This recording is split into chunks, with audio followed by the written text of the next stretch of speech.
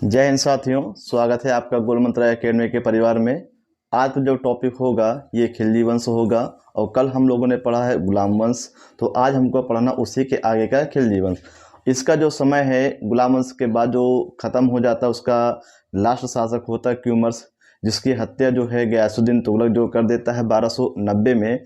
फिर 1290 में जो गयासुद्दीन तुगलक होता है ये खिलजी वंश की स्थापना करता है। फिलहाल जो है इसका एक छोटा सा एक समय है, कार्यकाल है, और इसका जो समय है 1290 से 1320 तक होता है। और दिल्ली सल्तनत में जितने 5 वंशों ने शासन किया है उन सभी 5 वंशों में सबसे कम समय तक जिस वंश के राजाओं ने शासन किया है वो आपका है खिलजी वंश। ऐसे भी क्वेश्चन आपके पूछे जाते हैं। तो दिल्ली सल्तनत में जो सबसे कम समय तक शासन करने वाला वंश कौन होता है? खिलजी वंश होता है। और सबसे अधिक कौन है? तुगलक वंश। तो आज हम स्टार्ट करेंगे खिलजी वंश के बारे में, और जिसके संस्थापक कौन होते हैं तो ये आपके होते हैं जलालुद्दीन फिरोज खिलजी। तो जलालुद्दीन जो फिरोज खिलजी हैं ये खिलजी वंश के संस्थापक होते हैं। और क्या कहते हैं, ये जो है इनका एक भतीजा होता है अलाउद्दीन खिलजी, तो उसकी कहानी हम आगे पढ़ेंगे। तो संस्थापक कौन है? ये जलालुद्दीन फिरोज खिलजी हैं। दूसरा पॉइंट क्या है? समाना का सूबेदार। अगर आपसे पूछे कि जब बलबन की मृत्यु हो गई तो उसके बाद कैकवाद जो है ये शासक बनता है गुलाम वंश का, और कैकवाद के बाद जो है ये जो उस समय क्या था, ये समाना का सूबेदार था। क्वेश्चन पूछेगा कैकवाद के शासनकाल में जलालुद्दीन फिरोज खिलजी कहाँ का सूबेदार था? तो आपका आंसर क्या होगा? समाना का सूबेदार। अगला है आपका कि शाइस्ता खां। क्या है आपका? शाइस्ता खां। तो शाइस्ता खां की जो उपाधि है ये किसके द्वारा दी गई है? कैकवाद के द्वारा दी गई है। आपको याद रखना है कैकवाद। तो कैकवाद के द्वारा जो है शाइस्ता खां की उपाधि दी गई है। किसे? जलालुद्दीन फिरोज खिलजी को दिया गया है। और इसे जो है एक उपाधि और दी गई है सर ए जहांदार। ये होता है अंगरक्षक। क्या होता है? अंगरक्षक। तो प्रारंभ में ये कैकवाद का क्या होता है? ये अंगरक्षक होता है। और फिर कैकवाद की मृत्यु के बाद क्यूमर्स का क्या हो जाता है?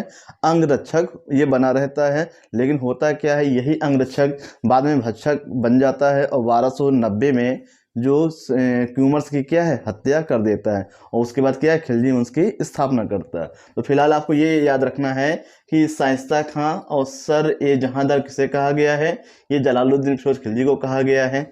फिर इसके बाद देखेंगे किलोखरी के महल में इसने अपना राज्याभिषेक कराया। किलोखरी के महल में इसने अपना जो है राज्याभिषेक कराया है, ये आपको याद रखना है। आप लोग कल पढ़ चुके हैं गुलाम वंश के बारे में कि बलबन ने रक्त और लौह की नीति को अपनाया। बलबन ने रक्त और लौह की नीति अपनाया मतलब क्या है कि तलवार के दम पे क्या है शासन करना। मतलब निरंकुशता जो है सर्वाधिक ये किसके समय रही है? बलबन के समय। लेकिन जब ये राजा बनता है तो इसने क्या किया है? रक्त और लौह की नीति को ये समाप्त कर देता है। इसे क्या करता है? ये समाप्त कर देता है। इसके जगह पे ये उदारता पूर्वक जो है ये शासन चलाता है। इसके अनुसार ये था कि जो राजा है ये प्रजा के हित में होना चाहिए और प्रजा जो कहे उसी के अनुसार राजा को करना चाहिए। जबकि बलबन का क्या कहना था कि प्रजा मतलब नथिंग, जो भी है वो कौन है? वो राजा ही होगा। इसलिए रक्त और लौह की नीति किसने दिया है? बलबन ने। और समाप्त किसने किया है? ये जलालुद्दीन फिरोज खिलजी ने किया। आगे हम देखेंगे 1292 में मंगोल आक्रमण हुआ। क्या हुआ है? मंगोल आक्रमण जो है किसके समय हुआ है? तो ये जलालुद्दीन फिरोज खिलजी के समय हुआ है। मंगोलों का जो नेतृत्व करने वाला था वो कौन होता है? अब्दुल्ला होता है। और ये चीज़ आपको याद रखना है कि जो 92 में है ये आक्रमण होता है, लेकिन सर्वाधिक जो आक्रमण मंगोलों के हुए हैं वो अलाउद्दीन खिलजी के शासनकाल में हुए हैं। कुल 7 बार मंगोलों के आक्रमण होते हैं अलाउद्दीन खिलजी के समय, और 7 बार जो है अलाउद्दीन खिलजी मंगोलों को हराने में सफल होता है। फिर इसके बाद क्या होता है कि 1296 में, कब? 1296 में क्या होता है कि यहाँ कहानी ये है कि 1296 के पहले जो है 95-96 में इसका जो भतीजा होता है, कौन? भतीजा भी होता है और दामाद भी होता है, कौन? अलाउद्दीन खिलजी। अलाउद्दीन खिलजी को जो देवगिरी पे अभियान करने के लिए, आक्रमण करने के लिए जलालुद्दीन खिलजी ने क्या भेजा था। और वहाँ से क्या कहते हैं बड़े आराम से अलाउद्दीन खिलजी ने वहाँ पे विजय प्राप्त की। और विजय प्राप्त करने के बाद जो अलाउद्दीन खिलजी कहाँ पे, ये कड़ा मानिकपुर में आ गया था। और कड़ा मानिकपुर में ये आ चुका था कौन, अलाउद्दीन खिलजी। और जब ये जानकारी प्राप्त होती है किसको, जलालुद्दीन खिलजी को, तो वो जो है मिलने के लिए कहाँ पे आता है, अलाउद्दीन खिलजी से, कहाँ पे, ये मानिकपुर में। और मानिकपुर में ही जो है अलाउद्दीन खिलजी अपने ससुर और या फिर हम कह सकते हैं अपने चाचा से गले मिलते वक्त क्या है, उनको पेट में छुरा भोंक कर उनकी हत्या कर देता है। तो ये कहानी आपको याद रखना है कि जलालुद्दीन फिरोजी खिलजी की हत्या किसने की, उसका भतीजा और दामाद अलाउद्दीन खिलजी ने किया है। कहाँ पे किया है, कड़ा मानिकपुर में किया है, ये आपको याद रखना है। आगे हम देखेंगे, अब आते हैं आपके अलाउद्दीन खिलजी। फिलहाल यहाँ पे जितने भी शासक देखेंगे तो यहाँ पे सभी लोग प्राचीन काल में लोग, मध्यकाल में लोग, जितने भी अधिकांश आपके राजा हुए हैं सब एक दूसरे की हत्या करके ही होते हैं। और फिर आपका वहाँ पे दिल्ली की गद्दी पे कौन बैठता है, अलाउद्दीन खिलजी। और इसका जो समय होता है 1296 से 1316 तक होता है। ये 20 साल तक जो है शासन करता है और बहुत ही क्रूर शासक ये भी होता है। आगे हम देखेंगे इसने अपना राज्याभिषेक कब कराया है, तो इसने अपना राज्याभिषेक जो है 1296 में कराया है, पहला पॉइंट। दूसरा पॉइंट आपको और याद रखना है, फिलहाल इनकी ये 3 उपाधियां हैं, सिकंदर सानी, यामिन उल खिलाफत नासरी और अमीर उल मुमकिन। ये तीनों उपाधियां हैं किसकी हैं, ये ये आपकी उपाधियां हैं अलाउद्दीन खिलजी की हैं। लेकिन इनमें से जो सिकंदर सानी या फिर सिकंदर द्वितीय, तो ये उपाधि किसकी है, ये अलाउद्दीन खिलजी की है। यही सबसे ज़्यादा आपके पेपर में पूछा जाता है। इनके अलावा 2 उपाधियां और हैं, उनको भी आपको याद रखिएगा। ये जो आपके हैं ये आपके हायर एग्जाम में आते हैं, लेकिन वनडे एग्जाम में जो है सिकंदर सानी या फिर हम कह सकते हैं सिकंदर द्वितीय के नाम से दिल्ली सल्तनत का राजा कौन सा प्रसिद्ध हुआ है, तो आपका आंसर क्या होगा, तो आपका आंसर होगा अलाउद्दीन खिलजी। आगे हम लोग जब पढ़ेंगे अलाउद्दीन लोदी वंश के बारे में, तो वहाँ पे भी एक आपको सिकंदर पढ़ना है। तो जिन्होंने आगरा की स्थापना की है तो वो अलग हैं, और ये क्या, इनकी ये उपाधि है। तो आपको याद रखना है कि अलाउद्दीन खिलजी को सिकंदर सानी या फिर द्वितीय सिकंदर कहा गया है, ये उसकी उपाधि है। आगे हम लोग देखेंगे आरिज ए मुमालिक, इसने एक नए पद का जो है सृजन किया है और उस पद का नाम क्या है, आरिज ए मुमालिक। ये कैसा पद होता है, ये सैन्य मंत्री का पद होता है। तो इसने क्या किया है, सैन्य मंत्री का एक पद बनाता है आरिज ए मुमालिक। इसके माध्यम से जो है क्या कहते हैं, ये सैनिकों की नियुक्ति करता था। नेक्स्ट पॉइंट हम लोग देखेंगे कि खुम्स, तो खुम्स जो है ये लूट का माल कहलाता था। इसके शासनकाल में जो लूट का माल होता था, जिसमें क्या है राजा को हिस्सा या टैक्स के रूप में देना पड़ता था डाकुओं को, तो ऐसे माल को, ऐसे आय को क्या कहा गया है, खुम्स कहा गया है। आगे हम लोग देखेंगे मसाहत क्या है। अलाउद्दीन खिलजी के शासनकाल में भूमि मापन के लिए मसाहत का प्रयोग किया जाता था। जैसे हम लोग पढ़ेंगे लास्ट में क्या कहते हैं, शेरशाह सूरी के समय इन्होंने क्या है नए नए पैमाना बनाए, फिर अकबर आते उन्होंने बनाया। तो इसने एक जो है पैमाना बनाया और उस पैमाने का नाम क्या रखा है, मसाहत रखा है। आगे हम लोग देखेंगे अलाई दरवाजा है, सीरी का किला है, जमैयत खाना मस्जिद है और चौथा आपका हजार खंबा महल। तो अलाई दरवाजा, सीरी का किला और जमैयत खाना मस्जिद और हजार खंबा महल, तो ये चारों कहाँ पे हैं, ये चारों आपके दिल्ली में है। तो ये आपको याद रखना है। अब इसमें से सबसे महत्वपूर्ण क्या है, अलाई दरवाजा। एक बार एसएससी में ये क्वेश्चन पूछा गया है कि जो अलाई दरवाजा है ये जो दिल्ली में तो है, ये पूछा गया था, ये कुव्वत उल इस्लाम मस्जिद का ये प्रवेश द्वार है। तो ये प्रवेश द्वार है, उत्तर से है, दक्षिण से है, पूरब से, पश्चिम से। तो ये जो अलाई दरवाजा है ये कुव्वत उल इस्लाम मस्जिद में दक्षिण का दरवाजा है। क्या है, दक्षिण का दरवाजा है। ऐसे बताइए क्वेश्चन कहाँ पूछे जा रहे हैं, एसएससी में पूछे जा रहे हैं। ये पूछा गया था कि जो अलाई दरवाजा है ये एक दरवाजा है और ये कुव्वत उल इस्लाम मस्जिद में है, और ये किस दिशा से है, तो ये दक्षिण दिशा से है, उत्तर से है, पश्चिम से है कि पूरब से है। तो आपका आंसर क्या होगा, ये दक्षिण से है। ये एसएससी 10+2 है, सीजीएल है और एमटीएस है। ये क्वेश्चन वहाँ पे क्या है पूछा जा चुका है। तो ये चीज़ आपको याद रखना है। वो कहाँ पे है, ये आपके दिल्ली में। आगे हम लोग देखेंगे कि दीवान ए मुस्तखराज। तो दीवान ए मुस्तखराज क्या है कि इसने क्या किया, इसके जो शासनकाल में जो राजस्व जिसे हम कह सकते हैं कि जो उस समय जैसे राजा है, तो राजा के समय जैसे आय का इकट्ठा करना, तो वो मंत्री वगैरह हैं, आम आदमी हैं, उनको नियुक्त किया जाता रहा है। लेकिन इसमें भ्रष्टाचार बहुत ज़्यादा बढ़ गया था। तो उस भ्रष्टाचार को रोकने के लिए इसने एक अलग से किया है, दीवान-ए-मुश्त-खराज की स्थापना करवाई। क्या करवाई है? दीवान-ए-मुश्त-खराज। तो दीवान-ए-मुश्त-खराज का ये उद्देश्य था कि जो भ्रष्टाचार उसके शासनकाल में फैला हुआ था या फिर फैलने ना पाए, उसको रोकने के लिए इसने क्या किया है, दीवान-ए-मुश्त-खराज की स्थापना करवाई। क्वेश्चन ये पूछेगा कि अलाउद्दीन खिलजी ने भ्रष्टाचार को रोकने के लिए कौन से विभाग की स्थापना करवाई है? तो आपका आंसर क्या होगा? दीवान-ए-मुश्त-खराज। जैसा कि आज भी क्या है, भ्रष्टाचार चल रहा, तो इसके लिए भी सरकार को क्या चाहिए कि कोई नया विभाग बनाना चाहिए। आगे हम लोग देखेंगे सराय-ए-अदल है, दीवान-ए-रियासत है, सदर-ए-रियासत है और सहना मंडी। इन चारों का संबंध जो है एक ही शब्द से है। इन चारों का संबंध है बाजार से। क्या है? बाजार से। तो सराय-ए-अदल जो है दिल्ली में एक बाजार था। क्या था? दिल्ली में एक बाजार था और ये छोटा-मोटा बाजार नहीं था, हम कह सकते हैं बहुत बड़ी क्या एक मंडी थी। तो उस समय जो है मंडी को क्या कहा गया है दिल्ली में? तो सराय-ए-अदल। और यहाँ पे बाहर-बाहर से क्या है, जो व्यापारी माल लेके आते थे और यहाँ पे बेचा करते थे। अब यहाँ पे जैसे मंडी ये बन गई, तो मंडी जैसे बन गई तो इसके संचालन के लिए कोई हेड ऑफिस होना चाहिए। तो उसका जो हेड ऑफिस है उसे क्या कहा गया? दीवान-ए-रियासत। हम कह सकते हैं ये क्या है आपका? Head office. तो बाजार या मंडी का जो हेड ऑफिस था, तो हेड ऑफिस को क्या कहा गया है? ये दीवान-ए-रियासत। अब ये हेड ऑफिस बन गया है, तो हेड ऑफिस का कोई अधिकारी होना चाहिए। तो उसका जो अधिकारी जो है क्या कहलाया है? सदर-ए-रियासत। ये कहलाया है हेड ऑफिस का अधिकारी। क्या कहलाया है? हेड ऑफिस का अधिकारी कहलाया। अब अधिकारी तो बाजार में क्या है, पब्लिक प्लेस में तो जाएगा नहीं।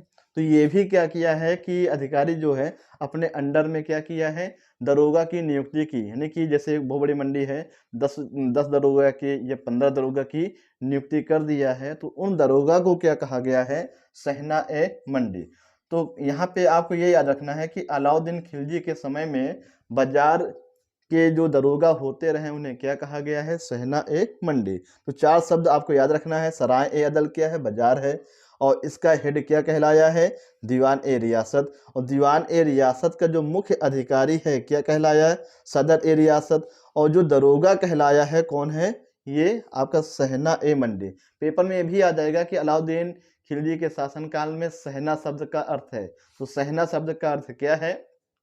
बाजार में जो है दरोगा घूम-घूम के क्या है, ये निरीक्षण करते थे, उन्हें क्या कहा गया है? सहना कहा गया है। और सबसे बड़ी एक खासियत ये थी इसके समय, इसने मूल नियंत्रण प्रणाली को लागू किया। और मूल नियंत्रण प्रणाली का मतलब ये है कि अलाउद्दीन खिलजी 1296 में बैठा है और 1316 तक शासन किया है। अगर हम कह दें कि 1296 में चीनी का रेट जो है वो 40 रुपए रहा है, तो 1316 में भी क्या है, चीनी का रेट जो है 40 ही रुपए रहेगा। इसने वस्तुओं के दाम जो है फिक्स कर दिए हैं। और केवल चीनी ही नहीं, एवरीथिंग, मतलब चीनी है, जितना भी दैनिक सामान है या फिर हम लोग जो घरों में यूज करते हैं, ए टू जेड जितना भी सामान बाजारों में बिकता रहा, जो रेट 1296 में था वही रेट जो है 1316 में भी रहा है। इसने फिक्स कर दिया था। और क्या कहते हैं, इसमें भी क्या कहते हैं, विरोध हुआ है, लेकिन क्या है, उस विरोध का जो है राजा ने सामना किया खिलजी ने, और क्या किया, उसे नाम दिया गया है मूल नियंत्रण प्रणाली। तो मूल नियंत्रण प्रणाली का मतलब यही है कि उसने जो वस्तुओं के मूल्य को स्थिर कर दिया और लगभग 20 साल तक क्या है, वस्तुओं के मूल्य जो है स्थिर कर दिए। इसमें एक कहानी और मिलती है कि इसके शासनकाल में अगर कोई भी व्यापारी कम तौलता है और कम तौलते हुए वो पकड़ा गया, तो जितना वो कम तौलेगा उसके शरीर से उतना मांस काट लिया जाता था। तो इसीलिए क्या इसके शासनकाल में जितने भी व्यापारी हैं वो मजबूरी में क्या ईमानदारी से काम कर रहे थे। आप ही बताइए, ऐसा कानून बना दिया जाए, कोई व्यापारी है, अगर उसको जैसे कह दें कि अगर वो सामान कम दे रहा है या कम तौल रहा है, सरकार के द्वारा जो है एक शासनादेश जारी हो जाए कि अगर कोई भी व्यापारी, जैसे हम 1 किलो चीनी लेते हैं तो वो 100 ग्राम कम तौलता है, तो उसके शरीर से क्या है 100 ग्राम मांस जो है ये निकाल लिया जाएगा।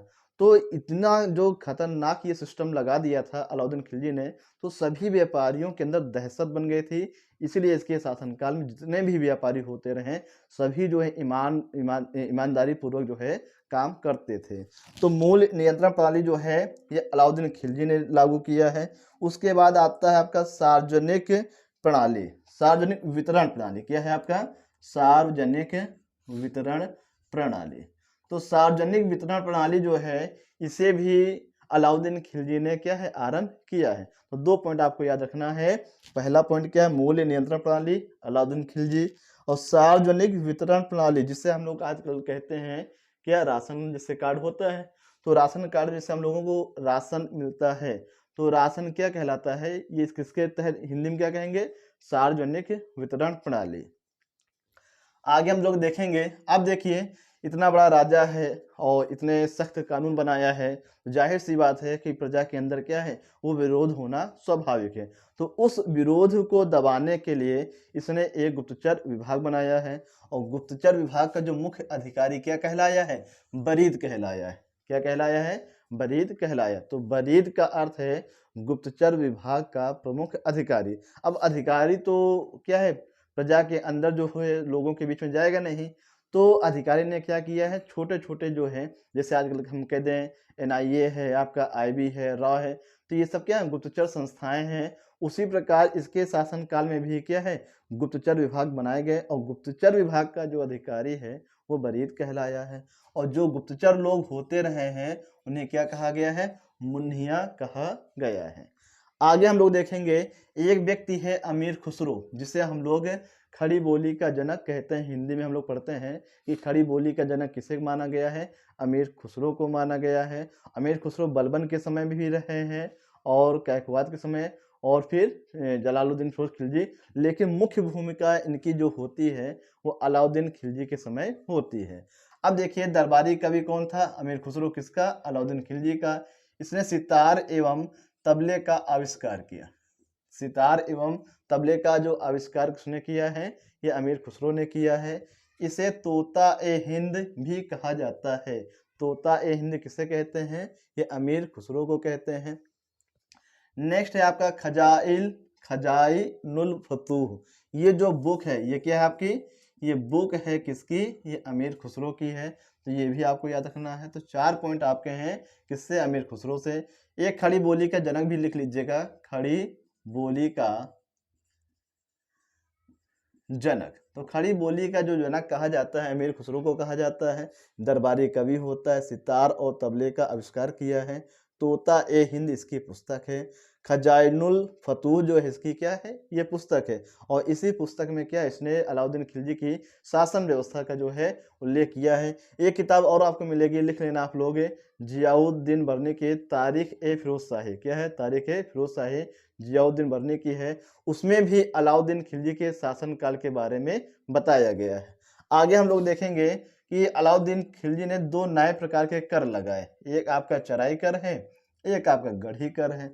चराई कर का मतलब होता है कि उस समय जितने भी दुधारू जो जानवर होते रहे हैं, तो उन पे अलाउद्दीन खिलजी ने टैक्स लगा दिया, और उस टैक्स को कहा गया है चराई कर कहा गया। और सबसे महत्वपूर्ण है गढ़ी कर। इसके पहले कोई नहीं लगाया। गढ़ी कर का मतलब होता है जो घर का जो टैक्स देते हैं, जो लोग कस्बे में रहते हैं या शहर में रहते हैं। तो जो लोग गाँव में रहते हैं उनको तो नहीं देना पड़ता है, लेकिन जो शहर में रहते हैं या कस्बे में रहते हैं तो उनको क्या कहते हैं, उनका घर है तो घर का भी टैक्स उन्हें देना पड़ता है। उसे क्या कहा गया है? गढ़ी कर कहा गया है। तो चराई कर और गढ़ी कर ये किसके द्वारा लगाए गए हैं? ये अलाउद्दीन खिलजी के द्वारा लगाए गए हैं। तो ये दोनों जो है कर आपको याद रखना है, चराई कर और गढ़ी कर। इसके बाद आते हैं सैनिक। तो सैनिक में क्या था कि इसने सीधी भर्ती जो है लाना शुरू कर दिया है। जैसे आज सीधी भर्ती होती है, मेला भर्ती होती है, तो ये किसकी देन है? अलाउद्दीन खिलजी की है। इसने नगद वेतन जो है देना आरंभ किया। सैनिकों को नगद वेतन जो है देना किसने आरंभ किया है? अलाउद्दीन खिलजी ने आरंभ किया है। क्या इसके पहले वेतन नहीं मिलता था? तो इसके पहले नगद वेतन नहीं, या फिर जैसे कोई सेना भर्ती हो तो उसको कुछ समय के लिए पैसा दे दिया गया, और या फिर उसको ज़मीन कहीं दे दी जाती रही कि हाँ 10-20 बीघा दे दिए, तो वहीं पे वो खेती जो है करके अपने जीवन यापन करेगा। तो नगद वेतन देने का जो है ये प्रचलन किसने किया? अलाउद्दीन खिलजी ने किया। किसने किया है? अलाउद्दीन खिलजी ने किया है। तो ये चीज़ आपको याद रखना है। इसके बाद देखिएगा हुलिया प्रथा क्या है। तो इसके शासनकाल में सैनिकों के लिए हुलिया प्रथा, इसे दीवान ए आरिज कहा गया। क्या कहा गया है? दीवान दीवान ए आरिज कहा गया। किसे? ये हुलिया प्रथा को दीवान ए आरिज कहा गया। जैसे आज भी जो बच्चे क्या कहते हैं नेवी एयरफोर्स में फॉर्म डालते हैं तो उनसे क्या है ये निशान मांगते हैं कि आपके शरीर में जो तेल का निशान है, कट मार्क क्या है, तो उनके बारे में जो है ये क्या है ये देना पड़ता है। तो इसे क्या कहा गया है? हुलिया प्रथा। और इसका जो है किसके समय किया गया है? ये अलाउद्दीन खिलजी के समय किया गया है। इसे कहा गया दीवान ए आरिज कहा गया। नेक्स्ट है आपका घोड़े को दागने की प्रथा।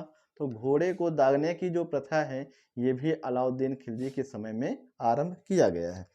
अब देखिए शराब है, भांग है, जुआ है, तो इनमें जो है प्रतिबंध लगा दिया। क्या कर दिया गया है? प्रतिबंध लगा दिया गया। आपको पता होना चाहिए जितने भी मीटिंग होती हैं या फिर सरकार के खिलाफ या राजा के खिलाफ, अगर जैसे हम कहते हैं कोई मीटिंग बनती है तो वहाँ पे बनती है जहाँ पे क्या है लोग क्या इकट्ठे होते हैं। और ये शराब है, भांग है, जुआ है, ये ऐसी चीज़ें होती हैं कि यहाँ पे आप अकेले तो जुआ खेल नहीं सकते हैं या फिर शराब पीना है, भांग खाना है, तो ये जहाँ पे स्थान होता है यहाँ लोग इकट्ठा होते हैं। और जब लोग इकट्ठा होंगे तो क्या नए-नए विचार आएँगे और तर्क देंगे।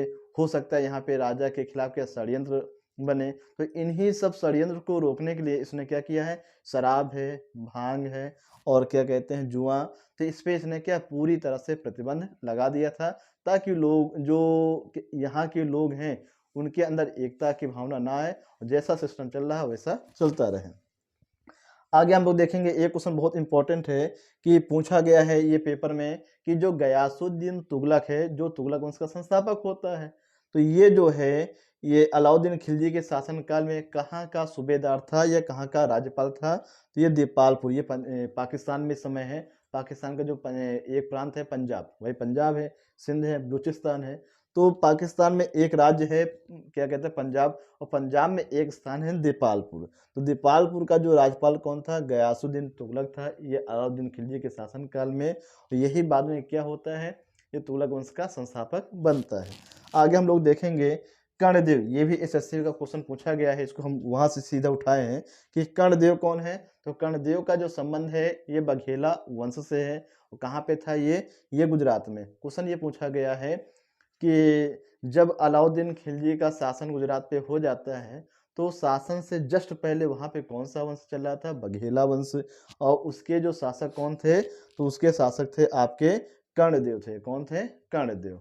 सिंध प्रांत से क्या बनता है? सिंध प्रांत से ये बनता है कि अलाउद्दीन खिलजी के शासनकाल में मंगोल और अलाउद्दीन के बीच की जो सीमा रेखा क्या थी? ये सिंध प्रांत रहा। क्या रहा है? सिंध प्रांत रहा। ये एसएससी में आया हुआ क्वेश्चन है, इसको याद रखिएगा, वेरी वेरी इंपॉर्टेंट है एसएससी में। अभी जो मैंने ये बताया कि अलाई दरवाजा जो है दक्षिण का दरवाजा है किसका? कुव्वत उल इस्लाम मस्जिद का। ये दोनों जो पॉइंट हैं ये एसएससी में पूछे गए हैं। आगे हम लोग देखेंगे अब इसके कुछ प्रमुख अभियान की चर्चा करेंगे। अभियान तो यहाँ पे हो गया, पहले बघेला वंश पे, ये गुजरात में होता है। यहाँ का अंतिम शासक कौन है? कर्णदेव या फिर करणदेव। तो इसके बाद यहाँ पर भी शासन किसका हो जाता है? ये अलाउद्दीन खिलजी का हो जाता है। इसके बाद हम आते हैं कहाँ पे? 1298-99 में। और जितने भी इधर होंगे ये सब इसके क्या है? प्रमुख आक्रमण ये अभियान। तो 1298-99 में इसने गुजरात पे आक्रमण किया और वहाँ का शासक था कौन? रायकण था। कौन था? रायकण। और रायकण जो है ये हार जाता है ना। रायकण क्या होता है? हार जाता है। और यहाँ पे जो है अलाउद्दीन खिलजी नुसरत खां को भेजता है और उलूग खां को भेजता है। दोनों तरफ से, एक तरफ से नुसरत खां जाते हैं और दूसरी तरफ से उलूग खां जाते हैं और इसके साम्राज्य को घेर लेते हैं। और जो एक ही रास्ता बचता है दक्षिण की ओर। तो रायकण जो है ये दक्षिण भारत में भाग जाता है। किसके यहाँ? देवगिरी में भाग जाता है। और देवगिरी के जो शासक होते हैं रामचंद्र होते हैं, उन्हीं के यहाँ जो है शरणार्थी का जीवन बिताते हैं। क्वेश्चन ये पूछेगा कि जब अलाउद्दीन खिलजी ने गुजरात पे आक्रमण करवाया था वहाँ का शासक कौन था? रायकण था। और किसको भेजा था? नुसरत खां को भेजा था। और किसे भेजा है? उलूग खां को भेजा था। स्वयं नहीं गया, नुसरत खां को भेजा है और उलूग खां को भेजा है। और यहीं पे नुसरत खां और उलूग खां की मुलाकात किससे होती है? ये मलिक काफूर से होती है। और मलिक काफूर जो है एक किन्नर होता है और इसे जो है नुसरत खां और उलूग खां ने इसे 1000 दिनार में खरीदा। कितना? 1000 दिनार में खरीदा है, इसलिए मलिक काफूर को एक हजारी जो है कहा जाता है। किसे? ये मलिक काफूर को। तो एक हजारी जो है किसे कहा गया? मलिक काफूर को। क्यों? ये किन्नर होता है और इसे जो है 1000 में खरीदा जाता है और बाद में इसे क्या है, ये पेश किया जाता है किसके शासनकाल में? अलाउद्दीन खिलजी के शासनकाल में। बाद में यही मलिक काफूर जो है अलाउद्दीन खिलजी की तरफ से दक्षिण भारत के अभियान में प्रमुख सेनापति के रूप में इसने कार्य किया है।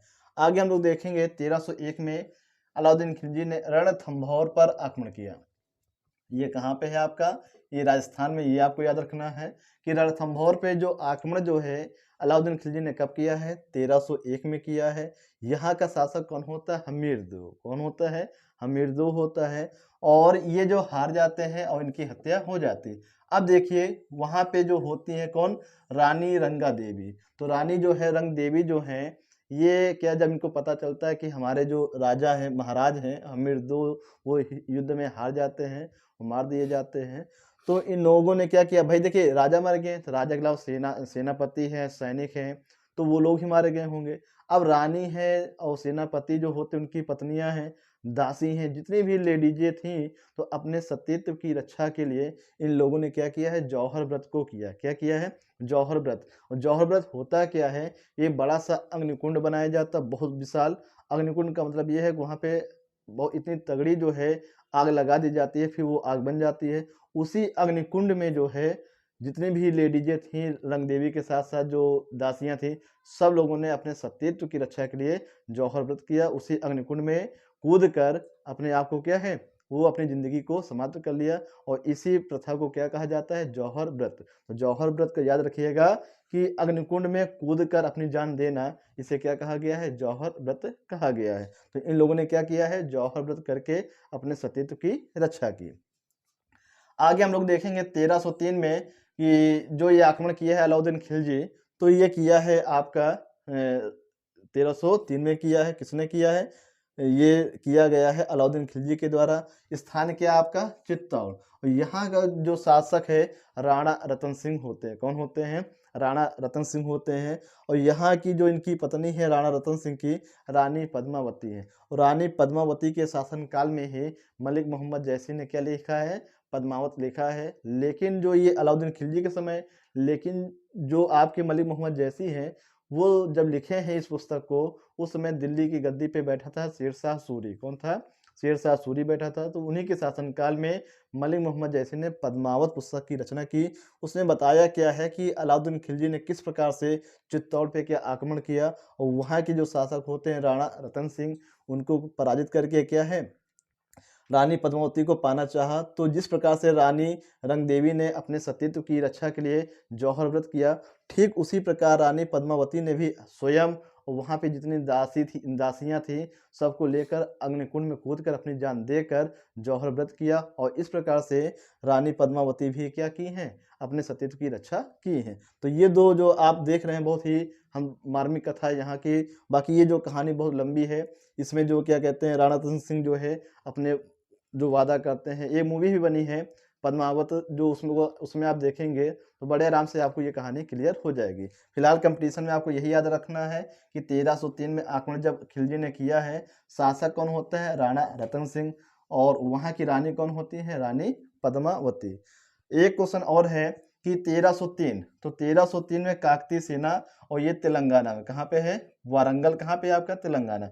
ये आपका सबसे महत्वपूर्ण है। जैसे हम लोगों ने पढ़ा कि हर्षवर्धन को पुलकेशिन द्वितीय, जो कि चालुक्य वंश का एक राजा होता है, और हर्षवर्धन भी अपने समय का एक महान राजा होता है। नर्मदा नदी के तट पर हर्षवर्धन हार जाता, महान होने के बाद भी क्या है, वो हार जाता है। किससे? चालुक्य वंश के राजा होते हैं पुलकेशिन द्वितीय।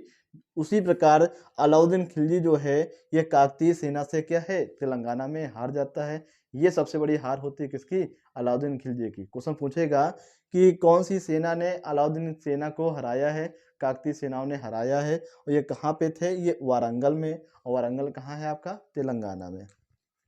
आगे हम लोग देखेंगे 1305 में इन्होंने मालवा विजय किया है, और यहाँ के शासक कौन थे? महलकदो। फिर नेक्स्ट है 1308 में मारवाड़ की विजय, और यहाँ के शासक होते हैं शीतलदेव। 1305 1308। इसके बाद आते हैं दक्षिण भारत विजय, और यहाँ पे मुख्य जो सेनापति रहा है मलिक काफूर रहा, जिसे 1000 दिनारी कहा जाता है। और देवगिरी पर इसने आक्रमण किया, कब? 1307 में। यहाँ के जो शासक थे रामचंद्र थे। कौन थे? रामचंद्र। एक बार पेपर में ये पूछा गया है कि जो देवगिरी के जो शासक होते हैं इनका संबंध किस जाति से है, तो ये यादव वंश से हैं। किससे हैं? यादव वंश से हैं। और ये हार जाते हैं तो मलिक काफूर इनको पकड़ के कहाँ पे लाता है? ये अलाउद्दीन खिलजी के दरबार में लाता है। और कहा जाता है कि अलाउद्दीन खिलजी ने इनके साथ अच्छा बर्ताव किया और इससे दुश्मनी नहीं निकाली, इनको छोड़ दिया जाता है। और छोड़ने से पहले इन्हें एक उपाधि दी जाती है, क्या? रायन। तो क्वेश्चन पूछेगा कि अलाउद्दीन खिलजी ने किस शासक को रायन की उपाधि दी? रामचंद्र यादव को दिया। और इनका जो संबंध किस क्षेत्र से है? देवगिर से है। आगे हम लोग देखेंगे वारंगल विजय। तो वारंगल विजय जो है ये 1309 में होता है। कब होता है? 1309 में। तो वारंगल जो विजय है ये 1309 में होता है। और यहाँ का शासक होता है प्रताप रुद्रदेव। ये वही प्रताप रुद्रदेव हैं, इन्होंने मलिक काफूर को क्या दिया है? कोहिनूर हीरा दिया। ठीक है। तो वारंगल विजय कब होता है? 1309 में। अभी हम बता चुके हैं दक्षिण भारत में जो विजय प्राप्त की है ये अलाउद्दीन खिलजी नहीं गया था, ये भेजा गया था। किसके द्वारा? ये भेजा गया था, वो मलिक काफूर भेजा गया अलाउद्दीन खिलजी के द्वारा। और इसके पहले 1296 में एक बार अलाउद्दीन खिलजी जो है, अब जो जलालुद्दीन खिलजी के शासनकाल में क्या वहाँ पे गया था, और फिर क्या वहाँ से धन लूट के चला आया। और पुनः जो है फिर से जाता 1307 में, और 1313 में फिर से क्या दक्षिण भारत में क्या अभियान करते हैं। और यहाँ पे जैसे हम वारंगल पढ़ रहे हैं, वारंगल में शासक होते हैं प्रताप रुद्रदेव, और इन्होंने कोहिनूर हीरा मलिक काफूर को दिया। और वही कोहिनूर हीरा जो है उठा के कहाँ आ जाता है? अलाउद्दीन खिलजी के शासनकाल में आ जाता है। इसके बाद जो हीरे का संबंध आपने पढ़ा होगा, मुगल वंश के राजा होते हैं शाहजहां, उन्होंने मयूर सिंहासन बनवाया बेग बादल खां के नेतृत्व में, उसमें मयूर सिंहासन लगा दिया जाता है। फिर वही कोहिनूर हीरा 1739 में नादिर शाह आक्रमण करता है, हीरा लेने के चक्कर में पूरा मयूर सिंहासन उठा के लेके चला जाता है। कहाँ पे? अफगानिस्तान में। फिर इसके बाद कोई इतिहास नहीं मिलता है। तो लास्ट में क्या होता है? एक शाह शुजा अफगानी शासक होते हैं, वो हीरा किसको देते हैं? सिख सरदार एक होते हैं महाराजा रणजीत सिंह। और रणजीत सिंह से जो हीरा जो है वो डलहौजी ले लेता है, उसे कहाँ पे भेज देता है? ब्रिटेन में भेज देता है। तो इसको हम लास्ट में क्या है, एक हीरे का एक टॉपिक बना देंगे कि जो कोहिनूर हीरा की कहानी क्या है, तो इससे आप समझ जाएंगे। फिलहाल इतना आपको याद रखना है कि जो अलाउद्दीन खिलजी ने कोहिनूर हीरा किससे प्राप्त किया था? प्रताप रुद्रदेव से प्राप्त किया है। इसने मलिक काफूर को दिया, और मलिक काफूर ने अलाउद्दीन खिलजी को दिया। आगे हम देखेंगे। तो ये आपके हो गए कौन? अलाउद्दीन खिलजी। इसके बाद आता है कुतुबुद्दीन मुबारक खिलजी। इनका जो समय है 1316 से 1320 तक। और ये ऐसा शासक होता है कि इसने अपने आप को खलीफा की उपाधि दी। क्वेश्चन ये पूछेगा दिल्ली सल्तनत का पहला कौन सा शासक है जिसने अपने आप को क्या है? खलीफा कहा या खलीफा की उपाधि धारण की। तो ये क्वेश्चन जो है समीक्षा अधिकारी में ये पूछा जा चुका है कि दिल्ली सल्तनत का ऐसा कौन सा राजा होता है जिसने पहला शासक जिसने अपने आप को खलीफा कहा है। अब 1320 में ये मर जाता है। इसके बाद जो राजा बनते हैं ये भी क्या है? 1320 2-4 महीने रहते हैं। और फिर इनके बाद जो आ जाता है गयासुद्दीन तुगलक, और उन्होंने क्या किया है? तुगलक वंश की स्थापना की। तो इस प्रकार से आपका ये खत्म होता है कौन सा? ये खिलजी वंश। और इसके बाद हम लोग आ जाएंगे तुगलक वंश में आ जाएंगे। धन्यवाद। जय हिंद, जय भारत।